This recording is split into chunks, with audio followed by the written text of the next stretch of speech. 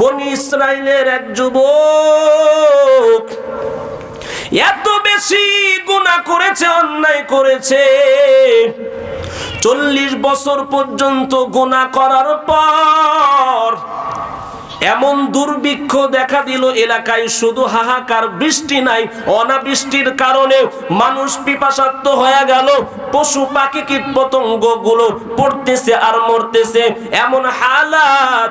এমন সময় সবাই মুসা নবীর কাছে চলে গেলেন, ডাক দেয়া কয়, ও পয়গম্বর, এমন বিপদের মধ্যে পড়েছে, আল্লাহর কাছে একটু দোয়া করেন। মুসা নবী ডাক দেয়া কয়, আগামীকাল এক ময়দানে সমবেত হয়ে আমরা সবাই একত্রে আল্লাহর কাছে দোয়া করব পানির জন্য, বৃষ্টির জন্য।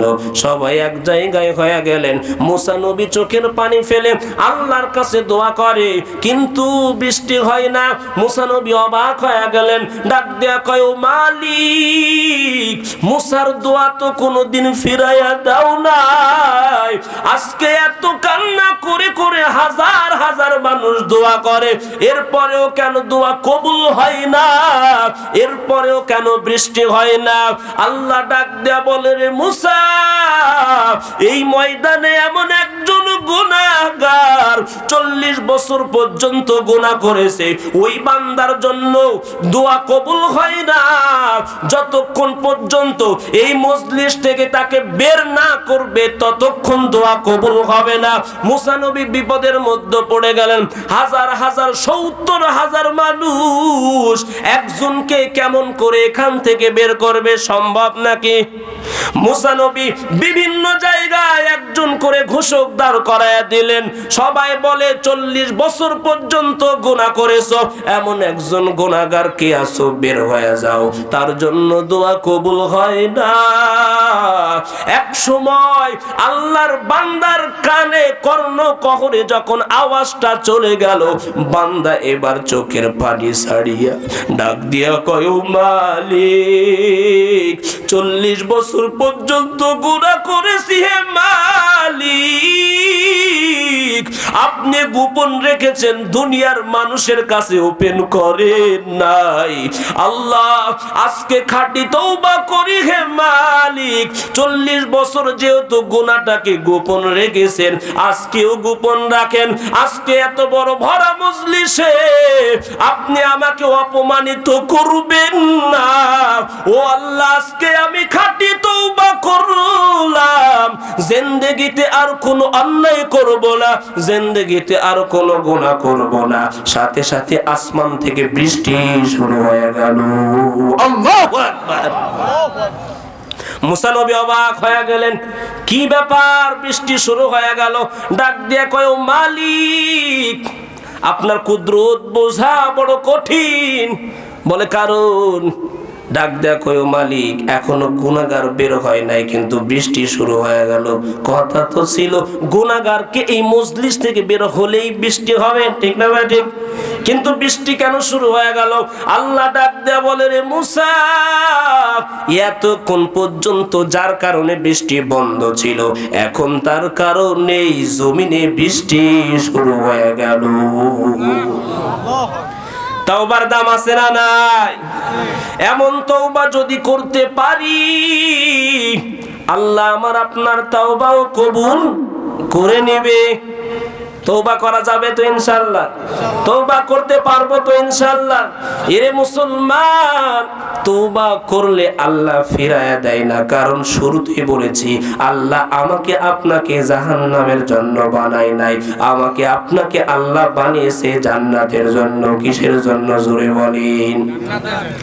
জান্নাতের জন্য বানায়া জাহান্নামে আল্লাহ দিবেন না। এই জন্যই তো এক আল্লাহর বান্দা রাস্তার কিনারায় বসে হাউ মাউ করে কান্না করে। এমন সময় খলিফাতুল মুসলিমিন হযরত ওমর ওই রাস্তা দিয়ে যায়। ডাক দেয়া কয়, হে যুবক, রাস্তার কিনারায় কেন কান্না করো?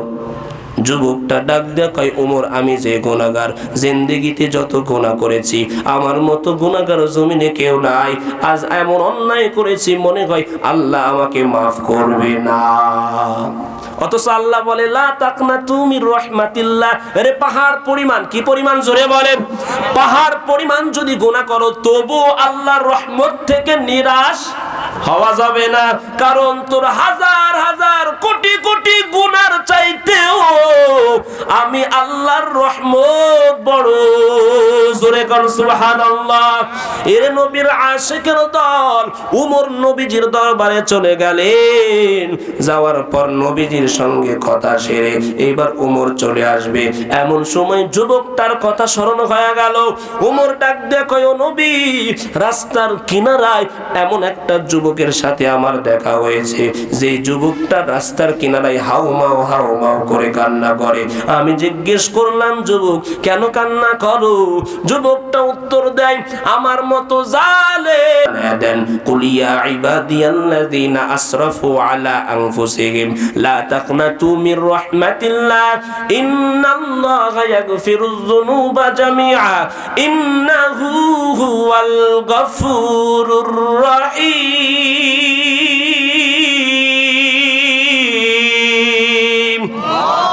নবী আপনি দুনিয়ার মানুষদেরকে জানায়া দেন, যারা নিজেদের নফসের উপরে জুলুম করেছে, যারা গুনাহ করেছে, তারা যেন লা তাকনাতু মির রাহমাতিল্লাহ, আমি আল্লাহর রহমত থেকে যেন নিরাশ না হয়।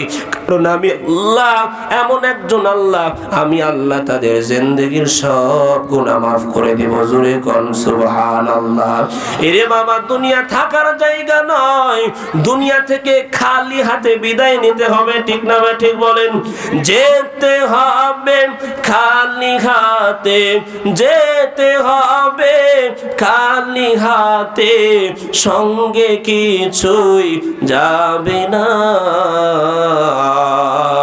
3.5 হাত জায়গা পাবি নারী বিছানা, 3.5 হাত জায়গা পাবি নারী বিছানা। আজকে তুমি যাদের লাগি শুধুই পাগল পারা, যেতে হবে একা একা, কেউ যাবে না তারা। আজকে তুমি যাদের লাগি শুধুই পাগল পারা, যেতে হবে একা একা, কেউ যাবে না তারা। ছাড়তে হবে মায়ার বন্ধন, ছাড়তে হবে মায়ার বন্ধন, সাধের এই বালাখানা। 3.5 হাত জায়গা পাবি নারী বিছানা, 3.5 হাত জায়গা পাবি নারী বিছানা। 4 বেহারার পালকি যে দিন আসবে যে তোর দ্বারে, বন্ধু বান্ধব আপন যারা কাঁদবে যারে যারে। 4 বেহারার পালকি যে দিন আসবে যে তোর দ্বারে, বন্ধু বান্ধব আপন যারা কাঁদবে যারে যারে। 3টা টুকরা সাদা কাফন, 3টা টুকরা সাদা কাফন, এই যে হবে পাওনা। 3.5 হাত জায়গা পাবি নারী বিছানা, 3.5 হাত জায়গা পাবি নারী বিছানা। যেতে হবে খালি হাতে, যেতে হবে খালি হাতে, সঙ্গে কিছুই যাবে না। 3.5 হাত জায়গা পাবি, পাবি না রে বিছানা। 3.5 হাত জায়গা পাবি, পাবি না রে বিছানা। খারাপ লাগে? চলবে আর কিছুক্ষণ? চলবে আর কিছুক্ষণ?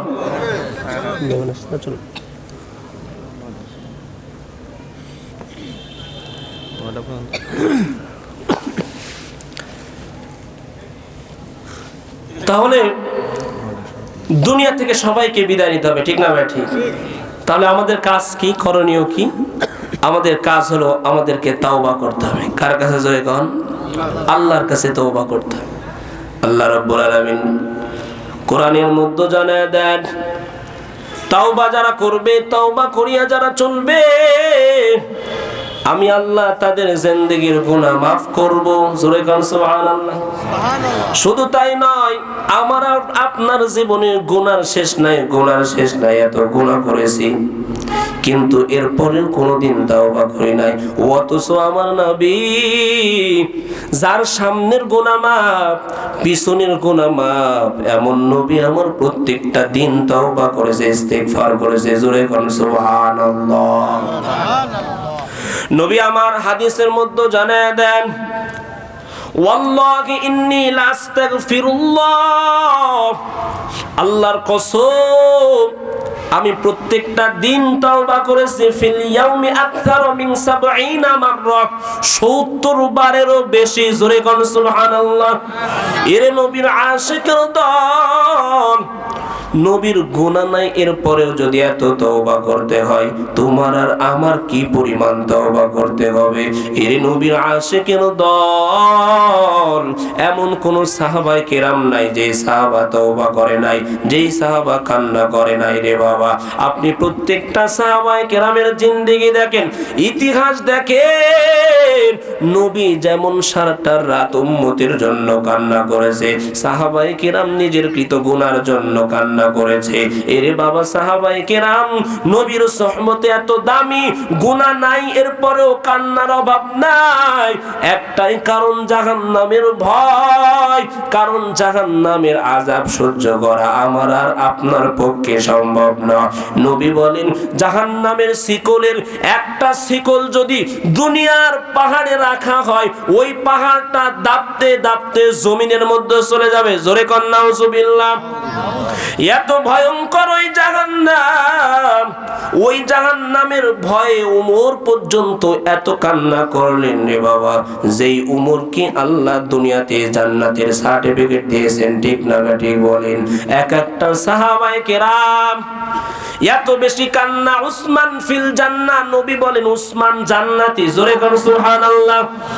অথচ উসমানের মতো একজন সাহাবা ও হাউমাউ করে কবর দেখে কান্না করে। একজন ডাক দেয়, বলে, হযরত, জাহান্নামের ভয়ঙ্কর আলোচনা শুনলে এত বেশি কান্না করেন না, যত বেশি কান্না করেন কবর দেখলে। কেন কবর দেখে এত কান্না করেন? কারণ কি? উসমান ডাক দেয়া বলে, রে ভাই, মানুষের নিঃশ্বাসটা বন্ধ হওয়ার পরে মানুষের প্রথম ঘাঁটিটা হলো কবর, ঠিক না ঠিক বলেন? কোন মানুষ যদি এই কবরে গিয়ে বাধাপ্রাপ্ত হয়, ওই মানুষটা হাসর, পুলসিরাত, মিজান সব জায়গায় বাধাপ্রাপ্ত হবে। আর কোন মানুষ যদি কবরে সওয়াল জবাব দিয়ে পার হয়ে যায়, ওই মানুষের আর জান্নাত পর্যন্ত কোনো বাধা নাই। জোরে কোন সুবহানাল্লাহ। এই জন্য উসমান কান্না করে। উসমানের কি কান্নার প্রয়োজন ছিল? কারণ দুনিয়াতেই তো জান্নাতের সার্টিফিকেট পেয়ে গেছে, ঠিক না বেটি? উমরের কেন কান্নার দরকার? ঈদের দিন সমস্ত মানুষ এক জায়গায় আনন্দ করে, পরিবারের সাথে, সন্তানের সাথে, ঠিক না বেটি? কিন্তু হযরত ওমর কান্না করতেছেন ঈদের দিন, তাও আবার দরজা বন্ধ করে।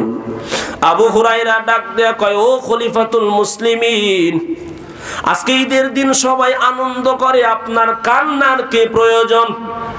ডাক দেয়া কয়, হে আবু হুরাইরা, রমজানুল মোবারক আমার জীবন থেকে বিদায় নিল। আমি রমজান মাসে রোজা রাখলাম, তারাবির নামাজ আদায় করলাম, জিকির করলাম, কোরআন তেলাওয়াত করলাম, নবীর উপরে দুরূদ পড়লাম, এত আমল করলাম, কিন্তু তারপরেও পেরেশান। আল্লাহ আমার আমল কবুল করেছেন কিনা? আল্লাহু আকবার। অথচ আজকে আমি নামাজ তো পড়ি না, যতটুকু পড়ি তাও আবার সহি হয় কিনা জানি না। কারণ নামাজ পড়ি, তেলাওয়াত সহি নাই। নামাজ পড়ি, রুকু করতে পারি না। কেমনে রুকু করতে হবে, কেমনে সিজদা করতে হবে, কেমনে তাসবিহ আদায় করতে হবে, কেমনে ওযু করতে হবে, নামাজের আরকান আহকাম কোনো কিছুই জানি না। এরপরেও আমার পেরেশান নাই। অথচ সাহাবায়ে কেরাম, দুনিয়ার সমস্ত ওলি আউলিয়া, গাউস কুতুবকে যদি এক জায়গায় করা হয়, একজন সাহাবার মতো হবে না। এমন একজন সাহাবা যদি কান্না করে, বলো তোমার আমার কি পরিমাণ কান্না করা দরকার? কখনো চিন্তা করেছি? অথচ নবী বলে, রে দুনিয়ার মানুষ, মান বাকা মিন খাশিয়াতিল্লাহ হারামাল্লাহু আলাইহিন নার। দুনিয়ার মধ্যে যেই বান্দাটা আল্লাহর ভয়ে জাহান্নামের ভয়ে কান্না করে, তার জন্য জাহান্নাম হারাম হয়ে যায়। জোরে কোন সুবহানাল্লাহ। আমার নবী জানায় দেন, দুনিয়ার মধ্যে যারা আল্লাহর ভয়ে চোখের পানি ফেলে, এর একটা গাভীর দুধ দহন করে দুধটা পুনরায় গাভীর স্তনে ফিরানো যেমন অসম্ভব, আল্লাহর ভয়ে যারা কান্না করে, নবী বলে এরা জাহান্নামে যাওয়াও অসম্ভব। অথচ আজ আমার চোখে পানি নাই। কি হলো? অন্তরটা গুনাহ করতে করতে পাথর হয়ে গেল। ইরে নবীর আশিকের দল, ও বাবা, আনন্দ বিনোদন দেওয়ার জন্য এই কথাগুলো বলছি না রে বাবা। ওই যে সিলেটের জমিনে পাথরগুলো দেখি, পাহাড়ের উপর বড় বড় পাথর থেকে ঝর্ণা বয়, ঠিক না ঠিক? আমরা তো বিনোদন নেই, মনে করি এগুলো তো ঝর্ণার পানি। না না না, কিন্তু আল্লাহ বলে এরা ঝর্ণা। এই পানিগুলো পাথরের চোখের কান্না। কিসের কান্না বলেন? ثم قست قلوبكم من بعد فهي كالحجارة أو أشد قسوة وإن من الحجارة لما يتفجر منه الأنهار وإن منها لما يشقق فيخرج منه الماء وإن منها لما يهبط من خشية الله وما الله بغافل عما يعملون।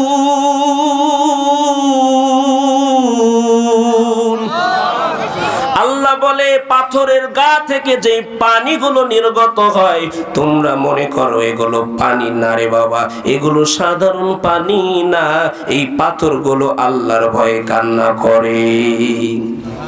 আজকে একটা পাথর আল্লাহর ভয়ে কান্না করে, অথচ গুনাহ করে করে করে করে অন্তরটা এত পাথর, আল্লাহর ভয়ে একটা ফোঁটা চোখের পানি বাড়ায় না, ঠিক না বা ঠিক? এর নবীর আশিকের দল, আজ আমি আপনাদেরকে অনুরোধ করে বলে যাই, ও বাবা, আল্লাহর কাছে একটু খাঁটি তাওবা করে আল্লাহর কাছে চাও। গুনাহ করিয়াও যদি কেউ আল্লাহর কাছে চায়, আল্লাহ ওই হাতকে ফিরিয়ে দেয় না। কারণ